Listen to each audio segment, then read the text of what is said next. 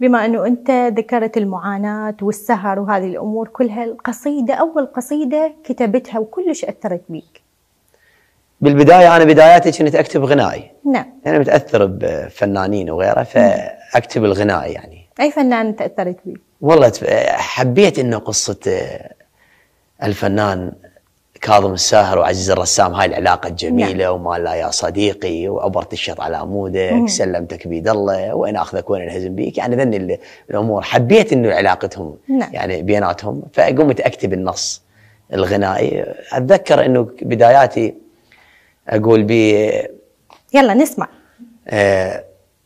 مو قلنا بيد الطفل ما تسلم الجرة، وتتعمد انت الغلط وتعيد 1000 مرة. يلا. ما شفت مثلك أبد يا صاحب عنودي، والله عمر انتهى ولجلك ذب العودي. دليني وين الدرب، والله طبعك صعب، عيشت قلبي برعب، تفهمني بس مرة. فات القطار ومشى من يمنا وتعدى، والعمر ما يبصحن عرم وتبده.